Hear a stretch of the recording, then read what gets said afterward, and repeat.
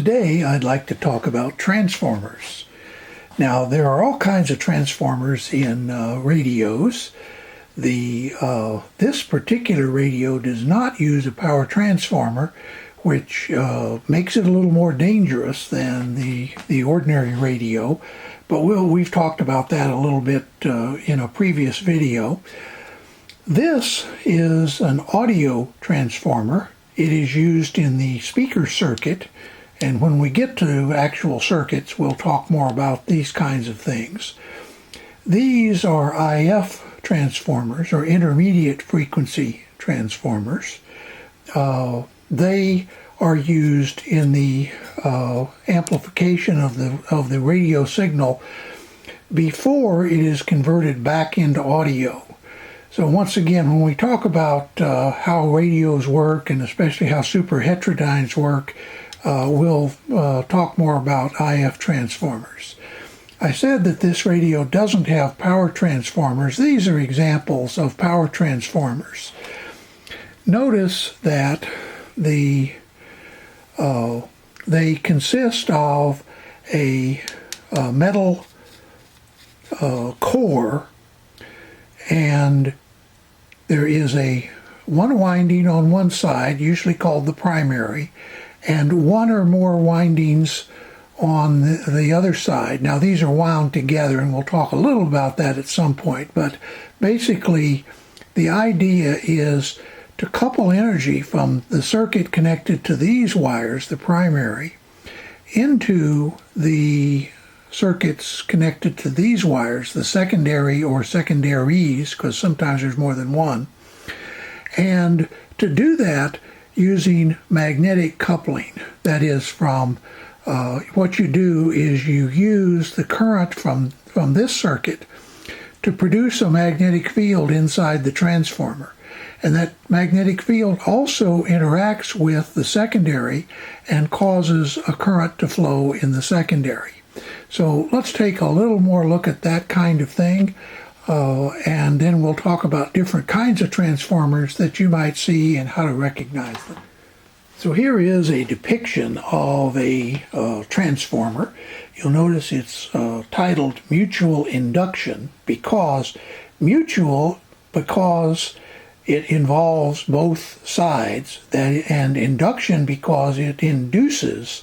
So currents in the primary induce currents in the secondary. Currents in the secondary also induce currents in the primary. Now, transformers can be rather complicated devices, and we're not going to get into the intimate details of things like the permeability factors and other things. That book that I recommended early in the series, called Reference Data for Radio Engineers, will give you a lot more information on those kinds of things. Basically, the magnetic field that's produced in the primary is called the primary flux, and it's caused by a voltage which causes current to flow in the primary, and that current is called the primary current. The voltage that is induced in the secondary is called the secondary voltage, and the current that flows is called the secondary current. So the primary current causes a primary flux. The primary flux couples to the secondary. The secondary flux causes a current in the secondary. So that is the basic principle of a transformer. Here are some pictures of some typical power transformers and some typical audio transformers. The type that I showed you earlier, it looks a bit like this. There are transformers like this, often found especially in higher power audio gear, like hi-fi amplifiers, tube amplifier, or guitar amplifiers, and so on. This is a depiction of a fairly complicated radio power transformer. Notice the primary over here, and then there can be more than one primary, and these can be connected in series or in parallel. In series to increase the primary voltage, that is, if you want to have a transformer that can work on 120 volts and also on 240 volts, you might have two primaries and you wire them in parallel for 120 and in series for 240. The secondary consists often of a center tapped high voltage winding and then a winding to run the rectifier, usually a 5-volt winding for a tube like a 5Y4, and a 6.3 volt winding to run the filaments of the other tubes like a 6V6. And then the high voltage winding is generally used to produce the B+ voltage. There are a number of factors that can be varied in building a transformer, but one of the most important is what is called the turns ratio. In other words, you have a number of turns in the primary, that is, a number of loops of wire that go around or through the core, and that is called the primary turns. So in this case, assume that there are 100 primary turns. Sometimes that's abbreviated N sub P. The secondary, you once again count turns, and in this case we're going to assume that there are 2,000 turns in the secondary. So there is a ratio between the primary turns and the secondary turns, and in this case this is a step up. In other words, if the turns in the primary are more than the turns in the the turns in the secondary are more than the turns in the primary, then whatever voltage you apply here is stepped up by that turns ratio. In this case, we have a turns ratio of 20:1. So for every volt you apply to the primary, you'll get 20 volts on the secondary. And it is simply the ratio of the number of turns of the secondary divided by the number of turns in the primary, and then you multiply that by the voltage of the primary. So in this case, if the primary voltage is 120 volts, the secondary voltage is going to be 2400 volts. You do that by dividing the 2000 turns of the secondary by the 100 turns of the primary and multiplying by the applied voltage of the primary. Now, this is an example of a step-down transformer. Here, the ratio is 100 to 20. So, in this case, the number of turns in the secondary is 20 and in the primary is 100. So once again, if you apply 120 volts to this kind of transformer, you will get a much lower voltage in the secondary. In this case, you'll get 24 volts. And the transformer that I showed you is a 24 volt, this big one is a 24 volt transformer. Between the yellow wires of the secondary, you will get 24 volts if you apply 120 volts to the black wires of the primary. In other transformers, impedance is the more important thing. And so, like in power transformers, turns ratio determines how much the transformer steps up or steps down the applied voltage. In for example, an audio output transformer, what you are trying to do is to transform an impedance. Now, an impedance is just, for now, just think of it like a resistor.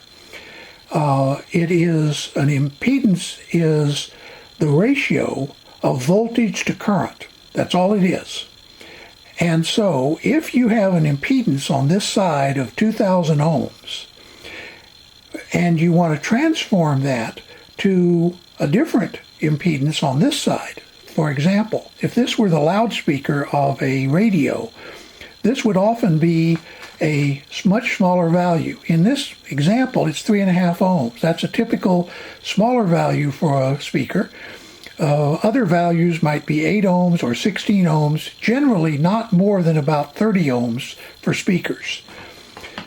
So if you're trying to transform a 2,000 ohm impedance in the primary to a 3.5 ohm impedance in the secondary, you need a transformer that has an impedance ratio that will cause that to happen. In this case, the impedance ratio is the square root of, or I should say the turns ratio is the square of the impedance in the primary and the impedance in the secondary. So, for example, in this case, since we want 2,000 ohms in the primary and 3.5 ohms in the secondary, we do this same ratio, just like we did with the turns ratio in the power transformer, and then we take the square root of that. So that produces 24. 24 is now the turns ratio that we need. So understand, this is impedance ratio. By taking the square root of the impedance ratio, we get turns ratio. Now, if you'd like a little more on this, I did an entire video on transformers in tube circuits. It's my number 186. If you would like a little more about that, I suggest that you go over and watch that video. It's a little more advanced than this course, but you might find some interesting ideas there as well. Finally, I'd like to talk about IF transformers, because they're fairly important in modern, or I should say, in radios, tube radios of the 30s, 40s, and 50s. They generally consist of 2 coils of wire inside a metal can. They also usually include some type of capacitor across each of the coils to make a tuned circuit, a tuned primary and a tuned secondary. This particular model, you tune the primary by a slug that is a little piece of ferrite that's down inside here, and you get it to it through this little hole here. You tune the primary with the top and you tune the secondary from the bottom. You have similarly a slug in the bottom that you can reach there. We'll look at that when we get to alignment of radios. This is the same basic idea, except instead of you having to use an alignment tool to reach down inside, they have brought a screw out to the outside on the top and bottom so that you can apply a screwdriver here to adjust the primary and a screwdriver there to adjust the secondary. Sometimes the two adjustments are both on the top, and they can consist of these same slugs, or they can consist of adjustable capacitors. In fact, the IF transformers in the radio that we're using as an example uses this type of transformer. It has a coil for the primary and a coil for the secondary. Then it has a small variable capacitor for the secondary and a small variable capacitor for the primary that you can get to through these holes in the top.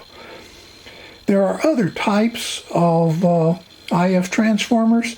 Basically, the two basic types normally consist of slug-tuned and capacitive-tuned IF transformers. So that is what you find in this radio is a capacitively tuned IF transformers. This one and this one. One of these will be for the primary and one for the secondary, and generally the literature will tell you, that is the reference literature like the writer's manual, will tell you which one is for the primary and which one is for the secondary. It'll also tell you which one, in the case of, generally there are at least 2 IF transformers. One of them will be called the first, the next one will be called the second, and of course if there are more IF stages, that'll be the third and fourth and so on. So these are the IF transformers. This is the IF amplifier tube, which we haven't talked about yet.